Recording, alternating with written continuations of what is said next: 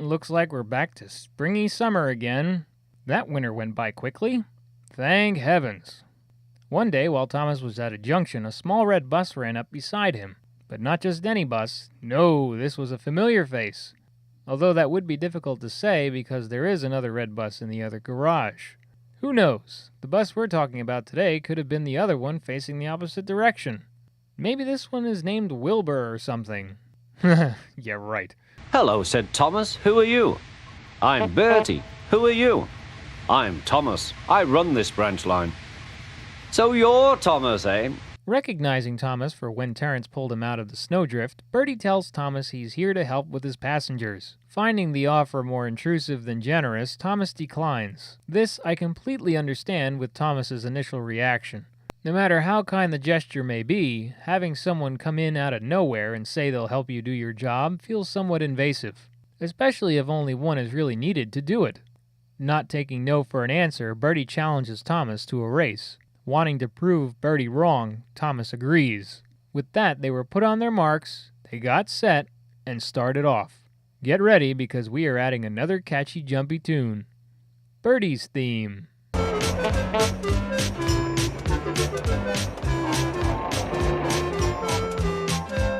Concerned Thomas wasn't trying hard enough, Annie and Clarabelle pushed him to move faster. But Thomas knew he couldn't accelerate quickly, and he knew Bertie would soon have a roadblock ahead.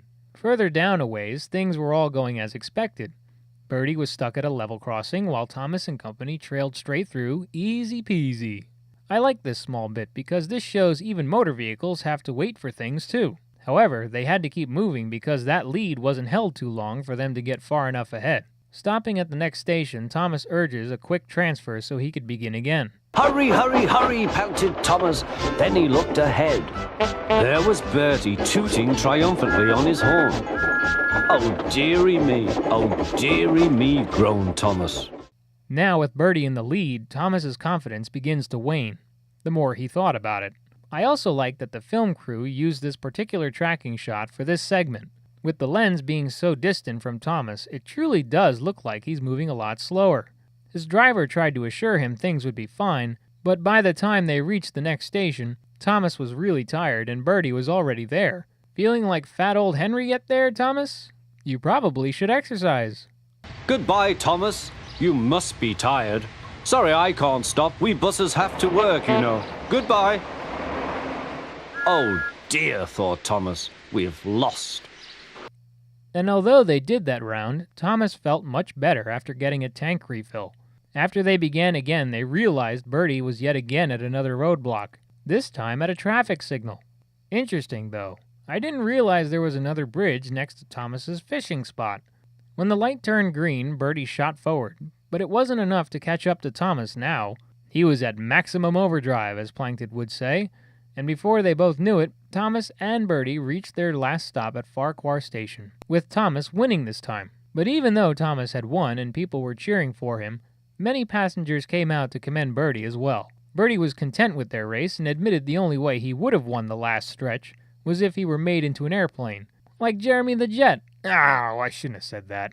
And the fat controller has warned Thomas not to race at dangerous speeds.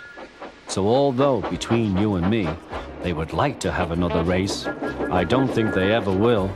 Do you? That depends. We'll just have to keep on chugging along here to find out. But really, Top Hat's got a point. Trains driving over the designated speed limit is just as dangerous as cars and buses driving over theirs. This was a fun little episode. For once, we end up seeing a little friendly competition on Thomas's branch line. As much as Thomas was opposed to the whole idea of Bertie even existing to help him, it turned out by the end, Bertie gave Thomas a literal run for his money. This was also a great example of the pros and cons of being an engine as opposed to some other types of vehicles. There are things locomotives can do that cars can't, or vice versa.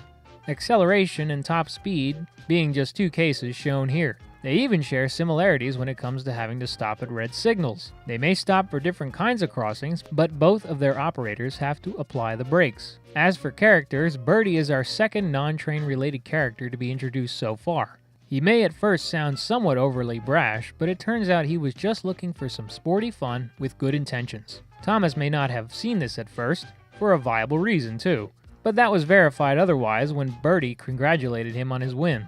It was also nice to know that this little gameplay did not get them both into trouble, since they were most likely pushing the limits of transportation laws when it came to safe, acceptable speeds. And although he wasn't seen for a couple episodes now, Top Hat still makes a verbal cameo. This lets the audience know he's still around and is very well aware of what goes on even when he's not physically there. Like I said, the Hat knows.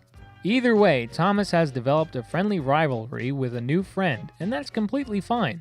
The music and visual aesthetics to the episode are still headstrong. Only one new musical tune this time, but that's okay. Bertie's theme is a hop, skip, and a jump kind of tune, and it's definitely one that will always belong to him.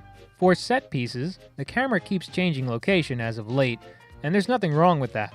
The other unique thing is that the camera is placed a lot higher for certain shots, so to reveal the road Bertie travels on. In previous episodes, we didn't get this because there was no reason to, but what's cool is that now we see where Bertie travels and how close by his path runs near Thomas's. Another feel-good story. Next episode is Tenders and Turntables.